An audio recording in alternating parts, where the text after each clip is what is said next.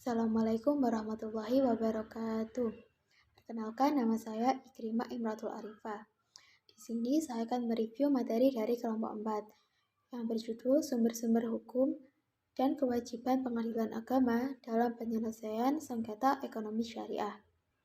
Dapat kita ketahui bahwa sumber hukum pengadilan agama itu ada dua, yaitu sumber hukum formil dan sumber hukum material, di mana sumber hukum material dari hukum material pengadilan agama yang bersumber dari hukum Islam, yang di mana legislasi hukum material Islam merupakan keharusan konstitusional yuridis.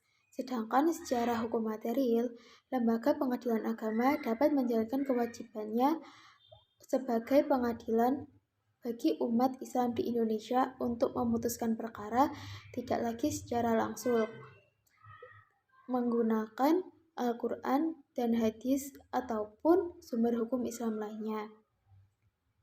Adapun produk peraturan perundang-undangan yang digunakan sebagai representasi hukum Islam adalah kompilasi hukum Islam, di mana merupakan makna dari kehidupan masyarakat di Indonesia yang mengandung norma hukum Islam.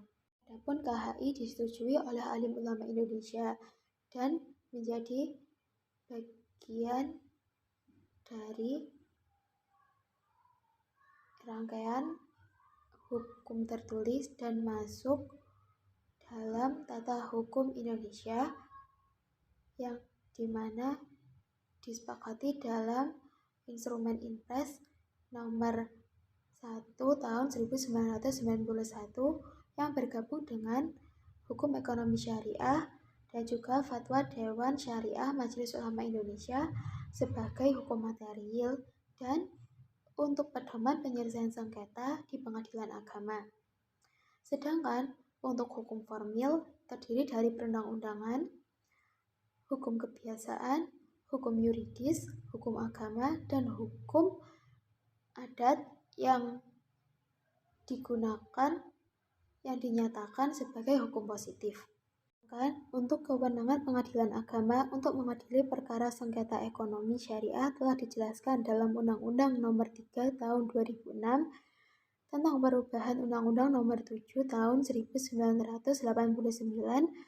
Pengadilan Agama, di mana dulunya pengadilan agama hanya menyelesaikan permasalahan perkawinan, wasiat, waris, hibah, dan lain sebagainya yang sekarang ditambah dengan ekonomi syariah. Yang dimana dalam hal ini pengadilan agama tidak dibatasi dengan penyelesaian sengketa di bidang perbankan saja, melainkan juga pada bidang lembaga keuangan mikrosyariah, asuransi syariah, dan juga reasuransi syariah.